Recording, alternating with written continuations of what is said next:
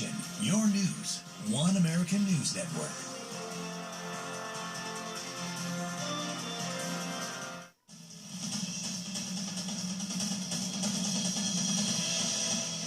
Page 5 now, Dissing Obama Part 2. The Filipino Donald Trump, president of the Philippines, Rodrigo Duterte, is issuing another message to Barack Obama. Get your troops out. Duterte wants U.S. Special Forces out of his country's south. The reason, he says, is that U.S. forces are inflaming Muslim terrorists in that region. Now, the U.S. military has maintained a presence in the southern Philippines since around 2002. So why now? Well, one reason might be that Duterte is trying to clean up his country and is not interested in doing so using the Obama PC method. And two, his move comes just days after Obama canceled a planned meeting with Duterte. But the Philippines is an important ally of the United States. So is Duterte just being his blunt and honest self, or is this a sign of trouble between the two countries?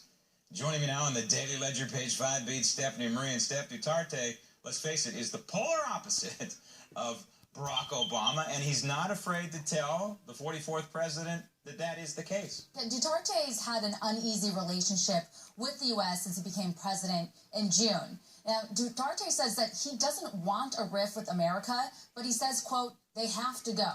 Now, according to the White House, the U.S. has not received a formal request to remove U.S. military personnel. And Josh Earnest, the White House spokesman, is taking a swipe at Duterte, using this situation to draw a cautionary tale for American voters. Seems odd, though, doesn't it? Well, we were just there in November, and everything seemed like it was moving along swimmingly. And then they had an election, and I think it's an indication of how important elections are.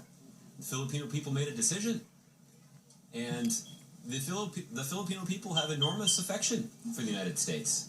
There are deep cultural ties between our two countries. There are a lot of Filipino Americans here in the United States.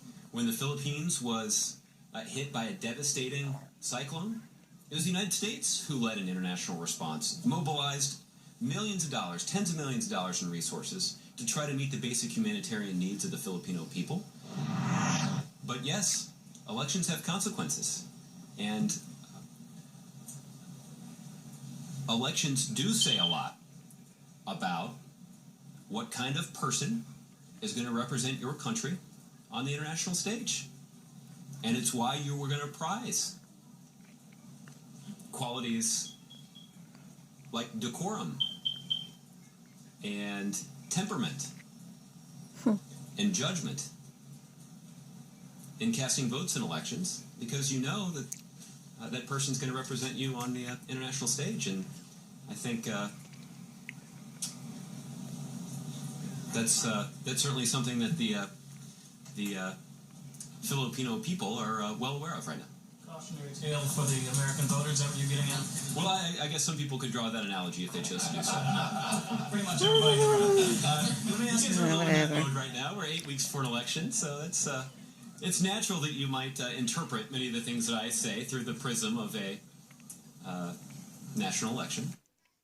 The U.S. earmarked $79 million in military aid for the Philippines, and the country is also set to receive $42 million from a White House initiative to build maritime capacity. Something tells me that Donald Trump and Mr. Duterte would probably get along just fine, and relations between the United States and the Philippines would be better than ever. Something tells me that. Meantime, over at the State Department, was a typical, hey, this is no big deal kind of non-reaction? Exactly, a no big deal reaction. The State Department says that there's been no official communication, so it looks like they're not going to take this seriously until that happens. And the State Department says the U.S. will remain committed to our alliance. And this is not personal. When you look at it through the eyes of Duterte, the president of the Philippines, he's trying to do something about a war that is taking place in the southern Philippines. Essentially, the southern Philippines has been invaded by Muslim terrorists, and they're killing people, they're beheading people, they're taking people hostage. So he's got to do something about it. And in my opinion, he's got to do something about it without the so-called Obama rules of engagement. He has to do, essentially, in the southern Philippines, what he's doing to the drug dealers everywhere. Yeah, so it's the Al-Qaeda-linked Abu Sayyaf terrorists that they're dealing with. And then originally in 2002, the U.S. went in to help train, to bring intelligence and weapons to the Filipino military. But the problem is that Duterte says that basically things are getting very complicated. And he's also now worried that Americans will be targeted and even kidnapped for ransom.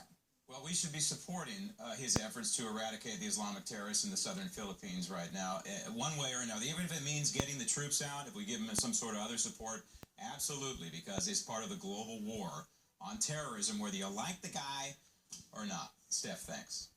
Coming up next, the new